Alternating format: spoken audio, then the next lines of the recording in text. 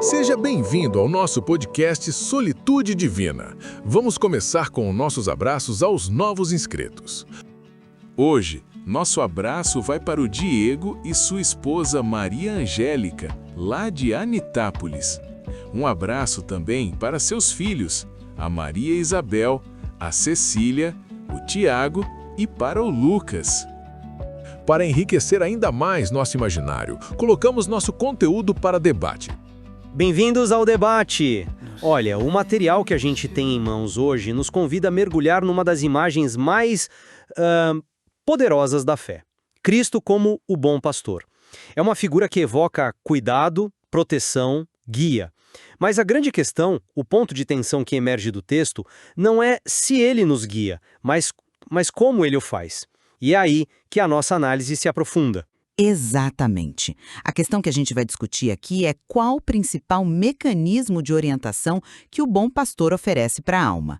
De um lado, a gente tem a ideia de uma estrutura formal, a hierarquia da igreja que culmina na direção espiritual individual. E do outro, a ideia de uma relação que é pessoal, direta com Cristo, e que se manifesta na responsabilidade que todos os membros do rebanho têm uns com os outros. E é aqui que nossas visões se distinguem. Eu vou defender que o texto apresenta a estrutura eclesiástica e a orientação formal como o caminho indispensável e assim mais seguro que o pastor nos oferece. E eu vou argumentar que, apesar da importância que é inegável da estrutura, o texto aponta para a primazia da relação pessoal e do cuidado comunitário como a verdadeira essência do pastoreio de Cristo. Ótimo. Então, o meu ponto de partida é algo que o texto deixa bem claro. A orientação do bom pastor não é algo etéreo, sabe? Ela é mediada. E mediada de forma deliberada através dos bons pastores humanos que ele mesmo instituiu. O material é muito explícito. Ele diz, e eu cito, Jesus há disposto que haja em sua igreja bons pastores para que em seu nome guardem e guiem as suas ovelhas. E para não ter dúvida, ele nomeia o Papa, os bispos, os sacerdotes. Para mim, o argumento fica irrefutável quando o texto afirma que cada um de nós necessita um bom pastor que guie sua alma. E a justificativa para isso é, assim, de uma honestidade brutal. Sozinhos, a gente falha. A nossa autoavaliação é viciada pela falta de objetividade, o apaixonamento e a pereza. Ou seja, a direção espiritual não é um luxo, é uma necessidade.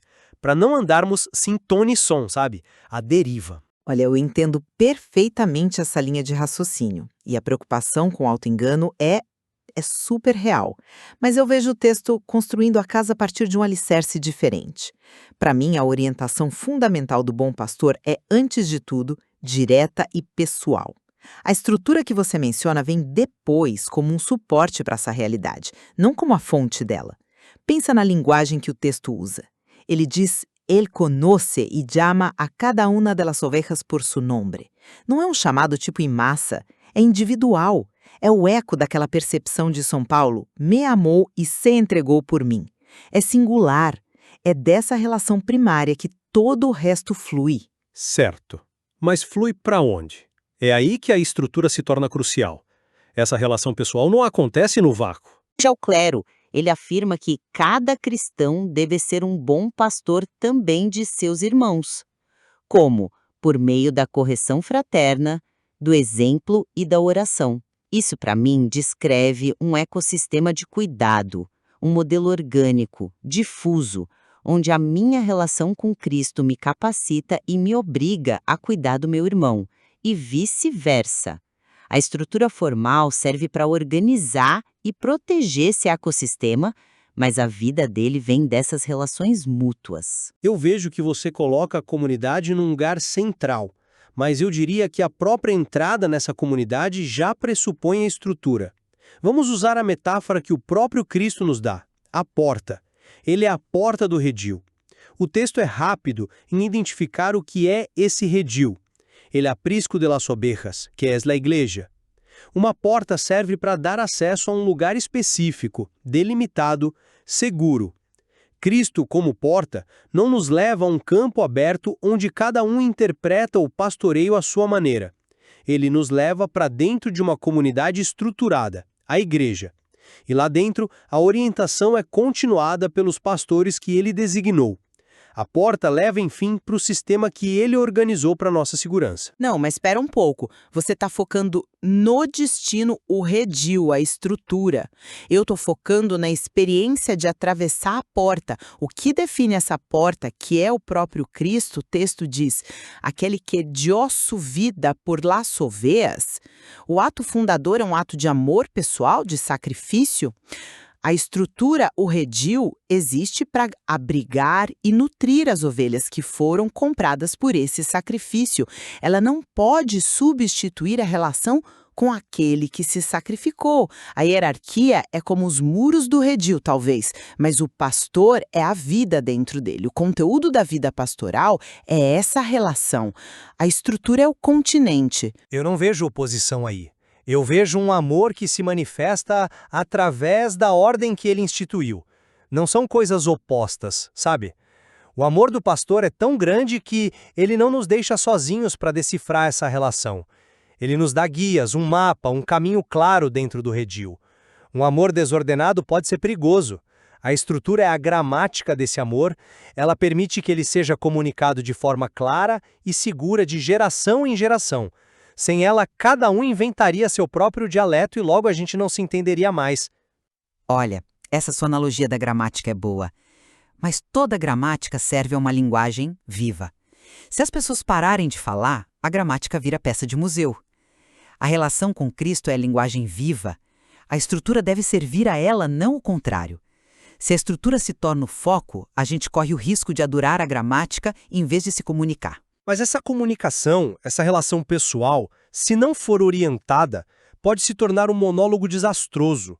E o texto é muito claro sobre isso. Pensa na imagem da ovelha perdida, um tema recorrente. Como o texto descreve o povo sem guia, extenuadas e abandonadas como ovelhas que não têm pastor. Essa imagem de desamparo total clama por um guia externo, objetivo. A solução não pode ser só um sentimento interior de conexão. Precisa ser uma mão concreta que te puxa de volta. É por isso que o texto usa a analogia da nave. Uma nave precisa de um bom timonel para chegar ao porto. A direção espiritual é esse timoneiro. Sem ele, o risco é imenso. O texto nos lembra do povo no deserto, que andou 40 anos ao redor da montanha. 40 anos andando em círculos sem tom e som. É uma imagem trágica da vida espiritual sem um guia objetivo, né? Muito movimento e nenhuma direção. É um argumento poderoso. E essa imagem da nave é realmente forte. Mas ela parece ignorar a primeira ação que o próprio texto descreve. Antes de qualquer timoneiro humano, qual é a promessa do bom pastor, segundo as profecias que o texto cita? É uma ação direta, pessoal. Buscaria a ovelha perdida e a extraviada, vendaria a herida e curaria a enferma. A iniciativa é dele. A intervenção pessoal de Cristo precede e fundamenta qualquer ajuda estrutural. A estrutura não é o plano A, entende? A busca pessoal do pastor é o plano A. A ajuda dos outros pastores é a consequência e o instrumento dessa busca primeira. Mas na prática, como essa busca pessoal se concretiza hoje? Através dos seus instrumentos, através da igreja que ele fundou. Ignorar os instrumentos é, de certa forma, desprezar o modo como ele escolheu agir no mundo. Não se trata de ignorar, mas de hierarquizar. O texto nos dá um exemplo trágico que ilustra perfeitamente o perigo de buscar a estrutura errada ou pelo motivo errado. Judas. Sentindo o peso esmagador da traição, ele procura a estrutura religiosa da época, os sumos sacerdotes. Ele vai a quem lhes nodebia. E o que ele encontra? Frieza, indiferença. Haja tu, eles dizem. A estrutura, naquele momento, o empurrou para o abismo. Agora, contrasta isso com o filho pródigo. Ele não busca um comitê de reabilitação, um intermediário.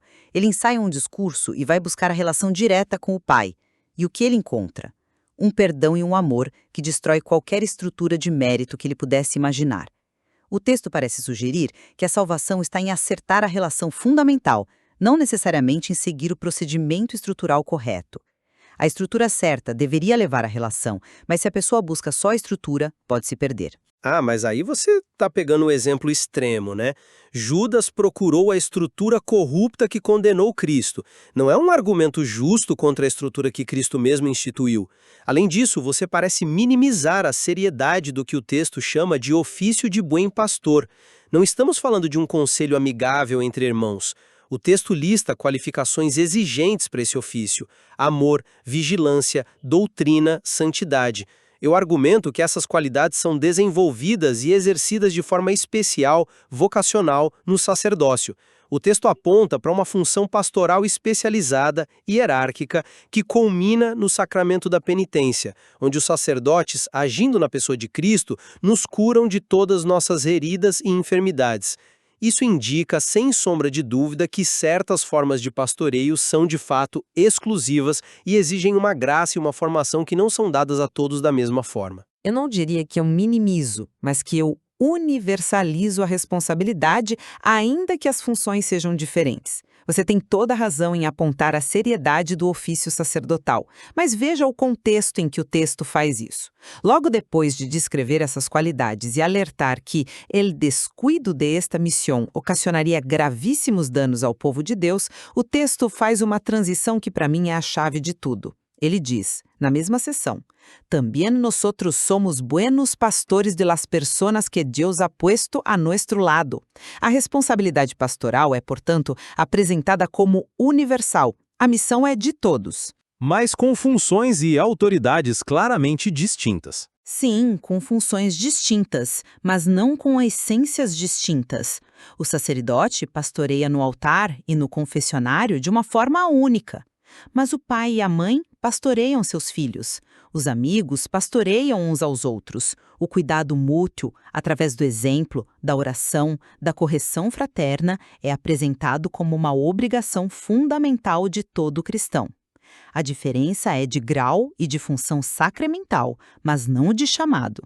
Todos nós somos chamados a ser pequenos pastores, porque todos participamos da vida do único bom pastor.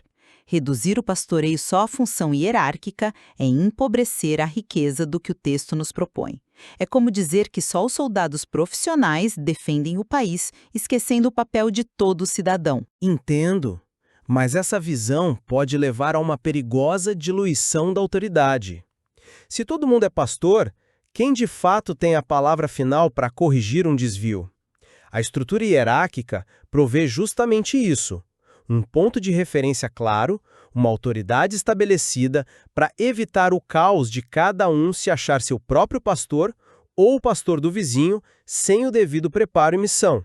A sua visão, embora seja bela na teoria, pode levar à confusão na prática. E a sua, embora segura na teoria, pode levar à passividade e à clericalização na prática, onde os leigos se tornam meros consumidores de serviços religiosos, esquecendo a própria vocação de serem pastores no mundo. O texto parece nos chamar a um equilíbrio tenso, mas vital. Então, para amarrar meu argumento, depois dessa nossa troca, eu continuo convencido de que o material de origem apresenta a estrutura visível da igreja e a prática concreta da direção espiritual como a resposta providencial e misericordiosa de Cristo à nossa tendência de nos perdermos. É a forma como o bom pastor garante que seu cuidado não seja um sentimento abstrato, mas um caminho seguro, testado e claramente sinalizado. A estrutura não é uma jaula, é um farol. É a manifestação da misericórdia dele na ordem e na clareza, para que ninguém se perca por falta de um guia objetivo. E eu, por minha vez, reafirmo que no coração da mensagem do texto está o chamado pessoal, nominal, amoroso de Cristo a cada alma. As estruturas, os guias, sacramentos, são todos dons inestimáveis, mas são meios, não o fim. Eles existem para ascender, nutrir e proteger essa relação direta e a responsabilidade comunitária que nasce dela. A verdadeira expressão da vida no rebanho não é a obediência a um sistema, mas a comunhão de almas que se cuidam mutuamente, todas com os olhos fixos no mesmo pastor que as ama e as conhece pelo nome. Fica claro que o texto não nos oferece uma escolha simples, tipo uma coisa ou outra. Não é uma dicotomia excludente, mas sim uma tensão produtiva entre a dimensão institucional, visível, e a dimensão pessoal, relacional da fé. A nossa divergência não está em negar uma em favor da outra. Exatamente. O verdadeiro debate está em onde a gente coloca o fundamento. Se a estrutura é o alicerce que possibilita a relação, ou se a relação pessoal com Cristo é o alicerce que dá vida e sentido a toda e qualquer estrutura. E essa análise, essa tensão, revela a profunda complexidade e a beleza do cuidado de Deus por seu povo. É um tema que o material, sem dúvida, nos convida a continuar explorando. Nossa, muito bom nosso debate, hein? Conta aí pra mim, fui produtivo para você? Qual argumento mexeu mais contigo? Escreva no comentário qual foi o melhor argumento. Se gostou, curte e compartilhe o nosso canal. Vamos espalhar essa semente da verdade em todos os cantos. Até a próxima e fique com Deus. No silêncio, a presença na alma.